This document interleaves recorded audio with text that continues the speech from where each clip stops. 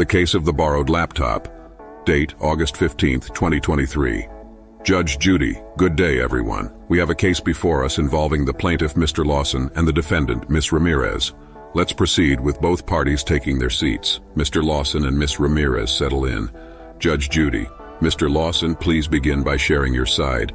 Mr. Lawson, thank you, Your Honor. Last month I lent my laptop to Ms. Ramirez. Upon its return, I noticed a cracked screen that I'm certain wasn't there before. Ms. Ramirez denies causing the damage. Judge Judy, I understand. Ms. Ramirez, it's your turn. Ms. Ramirez, Your Honor, I appreciate this opportunity. While I borrowed the laptop, I want to emphasize that the cracked screen was there before. I have evidence from a family member who saw it. Judge Judy, both sides have spoken. Mr. Lawson, what resolution are you seeking? Mr. Lawson, Your Honor, I want Ms. Ramirez to cover the repair costs for the cracked screen, which happened during the time she had the laptop. Judge Judy, Ms. Ramirez, your request? Ms. Ramirez, Your Honor, I request not to be held responsible for a pre-existing screen issue. Judge Judy, let's proceed to evidence. Mr. Lawson, any records or documents showing the laptop's screen condition before and after? Mr. Lawson provides photographic evidence. Judge Judy, Ms. Ramirez, any evidence supporting your claim? Ms. Ramirez, certainly, Your Honor. I have a written statement from a family member who can confirm the laptop screen was already cracked. Judge Judy, after reviewing the evidence, considering the pre-existing condition and the family member's statement, I am inclined to side with Ms. Ramirez. Mr. Lawson's repair claim lacks sufficient support. Judge Judy, both parties be careful when lending or borrowing items. This case is now concluded. The misunderstood artwork. Date, September 10, 2023. Judge Judy, good afternoon, ladies and gentlemen.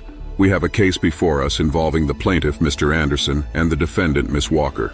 Let's proceed with both parties taking their seats.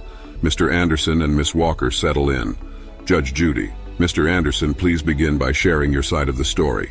Mr. Anderson, thank you, Your Honor. I loaned a piece of artwork to Ms. Walker for her art exhibition. Upon seeing the piece on display, I noticed significant alterations that weren't part of the original piece.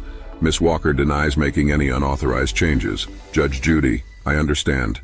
Ms. Walker, it's your turn. Ms. Walker, Your Honor, I appreciate this opportunity. While I did exhibit Mr. Anderson's artwork, I want to clarify that any alterations were made to enhance the piece's presentation. I had no intention of defacing or altering its original essence. Judge Judy, both sides have spoken. Mr. Anderson, what specific outcome are you seeking?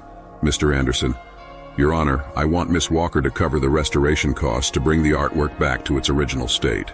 Judge Judy, Ms. Walker, your response? Ms. Walker, Your Honor, I ask not to be unfairly held accountable for enhancing the artwork's presentation within the context of the exhibition.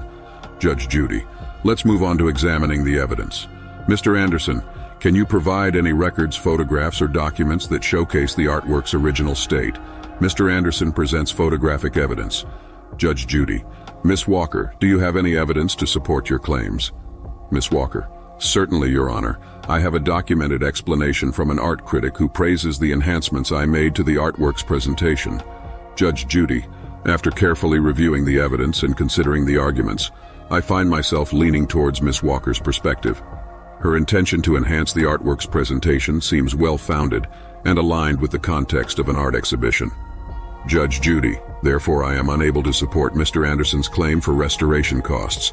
However, I encourage both parties to establish clear communication and expectations when lending art for exhibitions to avoid future misunderstandings. Judge Judy, this concludes the case.